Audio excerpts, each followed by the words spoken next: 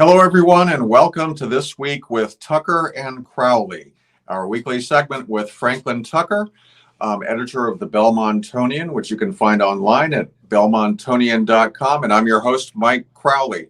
So let's start, Franklin, with an election recap. What did we see this week? In Belmont, there was really only two results anybody that residents wanted to hear about, and that was the debt exclusion, the approval of a debt exclusion for both the Belmont Public Library, for a new Belmont Public Library, and a new skating rink and athletic facility. Now, one of those was successful, one was not. What's your take on that? Well, it was kind of surprising because there was opposition to the library. Well, let's first say that the library won pretty big by 1,800 votes, it did have opposition, but that opposition had no impact on the vote, it appeared. Now, my sense, Franklin, was that there were more signs around town for the rink, and I thought that it was better supported. It did seem better supported because there was no organized opposition, which it was not the case with the library. But what it really came down to, I think, was time before the voters. The library started the process for a new library started in 2016. It really got underway in 2017. The design and what the new library was going to look like came out in 2019. There have been numerous forums and public meetings. They went out of their way to make this as transparent as possible. And as one person said at the town hall when the election results were announced, was that this was not a surprise. Everybody knew what was coming from the library. So, and they were very transparent too, because when the price tag for the library building started rising, they came out and said, it's going to cost this now. It's going to cost this, because it started in the low 30s. And by the time right now, where they have their feasibility study for this current building, it's $39.5 million. So, which will be offset in part by donations. That's right. It's $5 million now, and they expect to have even more donations coming in. So we could see a real cut in the price tag for that. What's your sense of the extent to which people understood that library building is failing, something that the No campaign seemed to challenge? Yeah, the No campaign came out in not even an 11th hour, but an 11th second before the election. And they basically threw many things against the wall, saying that, it only needs $6 million to renovate it, it has good bones. But again, that argument probably could have been more successful if it had been made a year ago and had a year to organize. It just didn't, just like the rink. The rink is something that, while people supported, a lot of people in town didn't know what it was about, because it started really in July. Mm-hmm. What happened is that people just couldn't get behind it.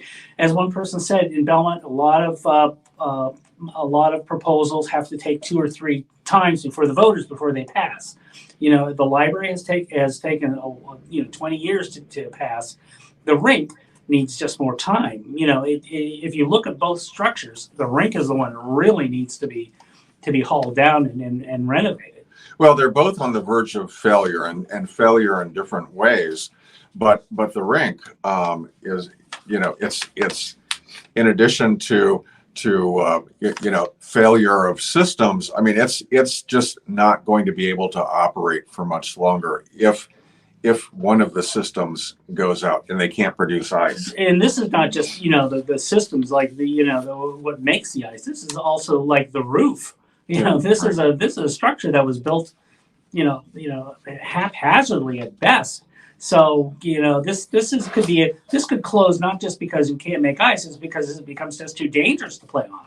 Well, let me ask you, what are the prospects that this comes back to the voters anytime soon? I think it's pretty good because at town hall on Tuesday at election night, Mark Polillo, who is the chair of the select board, stated that because it was just a 350 vote margin between the yes and no's, that it's basically an even split, that the town is split. So let's get more. Let's have it return at the April elections, the annual town elections, and see if there's see if that split, that 50-50 split goes one way or the other, and that way you will know where the town's feelings is. Now, will that help? Will that help the rink? Probably it will, because you won't have a competing debt exclusion. And my sense is that, during the April elections, it's, there's less turnout than you have for these statewide or national elections, but you have a more committed voter, so that, if there is significant support for the rink, and, people that don't care as much don't turn out to vote, it may have some success in the spring. And that's exactly what the supporters are now doing. I know they were very disappointed on Tuesday, but I think once they heard that Mark Bolillo was going to bring it before the select board, which has the authority to bring it to the town election in April, I think they've now seen that there's a pathway that they could get the rink. They'll lose a year of construction, but you'll still get a new rink. Is that definitely true that they'll lose an entire year? Yes, because what they were going to do with the money right now was to get everything prepped for taking down the current building in April. I see. So they'll lose a year of construction on that, but still, it's better than not having a new rink at all. All right, so we'll have to see what happens with that. Moving on. The controversial parking plan that Belmont Hill School is requesting that the town approve. We have some more news about that. Yeah, it's coming before the planning board on the second week. Well, it'll be on Tuesday of this week. It'll be going before the planning board. Again, we have a planning board that doesn't have all the members that it needs. That's just because there was one resignation and one coming resignation. So they're going to have. Actually, the select board is going to be selecting somebody to be on the planning board on Monday. So there's that issue. But what really is, I think this is this parking proposal from the Belmont Hill School is going to start to become much more in the town zeitgeist, because we're outside of the election now. This is a big issue. The Belmont, you just need to go down Rutledge Road and to see all the signs that they're now putting up. I believe that talking to some of the people who are opposing this plan, they have over 1,500 signatures on a petition, and I understand that also that the Belmont Hill might be pulling their current proposal. They're going to tweak it again. So we're going to have to wait till Tuesday, but the issue is still there. They do want to put over 120, I believe, parking spaces on this 7-acre site that's really nestled in between neighborhoods, in a neighborhood. And it's currently woodland. I was just there today. It's one of those places that you would like to have in your backyard. It has it's unkept, and it's pretty nice and wild for an urban area like we have. All right, so Franklin, with the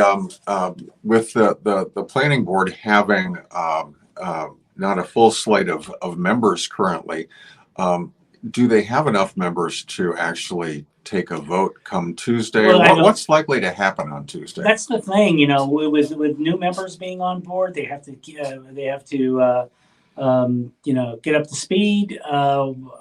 There's also an issue of whether that the current plan is going to be presented on Tuesday.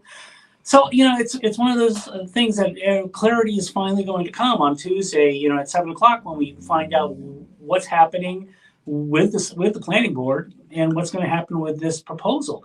And I understand that the neighbors are energized and they're looking for a compromise. Now, Belmont Hill School does have the ability to build on that site through a law called the Dover Amendment, which was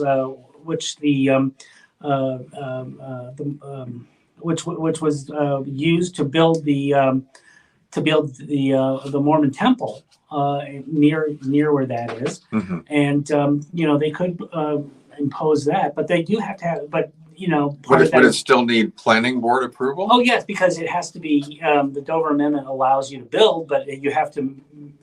There's reasonable adjustments that have to be made to help to basically let the neighbors have their say. Okay, Franklin. Moving on. How about a sports update? Yes, we're basically through with the fall sports season. Until, with the exception of the Fenway Park game, the day before Thanksgiving. The day before Thanksgiving, when our football team will be going to historic Fenway Park to meet Watertown at the annual, which will be the 100th meeting between the two teams. Field hockey won their first playoff game, an exciting 1-0 win. They went to Wachusett, so that's God knows where that is. Outside of Worcester. It's in Massachusetts. Oh, I think so. I never heard of it. So they went out there against a very good Wachusett Mountaineers team. They were in the game until early in the third quarter, when unfortunately one of the girls from our team got hit by a stick from a Wachusett player. Oh, no. And she was badly hurt. She had to be ambulanced out of the field. And that really, and as the coach of the Belmont High School field hockey team said, it really was, the girls just never had it after that. They just could never come back. It was just something that was so emotional. So that's really unfortunate. That is unfortunate. She's okay. Well, that's good. That's great. So it was a concussion, but oh no. So our soccer teams both went to Franklin on the same day, Franklin, Mass. And Franklin, you went to Franklin as well? That's right, for 4 hours. Yeah, off of 495. And the girls' game, the girls have had just so many injuries. It's a wonder they got even in the playoffs. They played their heart out, but just a better Franklin team beat them 4-0. The boys' game, in which it was a game that was just a great contest, back and forth, and then finally in the last 10 minutes of the game of regular time, the Belmont boys it was nonstop. It was just one-way traffic. They were shooting balls, and they were just missing out on getting that goal. And they thought when they went into overtime, they thought, we're going to get this. We're on our way. Unfortunately, the Franklin, one of the Franklin captains, he said afterwards, he told me, he said, I just took a chance from 25 meters out, which is a really long distance. Mm-hmm. And it was just windy enough that day, and the ball just swerved enough that it beat our goalie. And it was just heartbreaking. These guys just played their hearts out, and they were on the front foot. They really pressured Franklin all the way to the end. And as the Franklin coach told the Belmont coach, he says sometimes it's better to be lucky than good. So it was a heartbreaker there. Now volleyball went down to Cape Cod. They also met a statewide good team, and they lost 3-0. But we do have some girls from our very improved swimming and diving team who are going to the state championships. So we'll see how they do. Okay. And we have some runners who are seeking to qualify for the state championships. All right. Well, that sounds good. And we also have Fenway Park to look forward to. Who doesn't like going to Fenway Park in November? All right, Franklin. That's all for this week, and we will talk with you next time.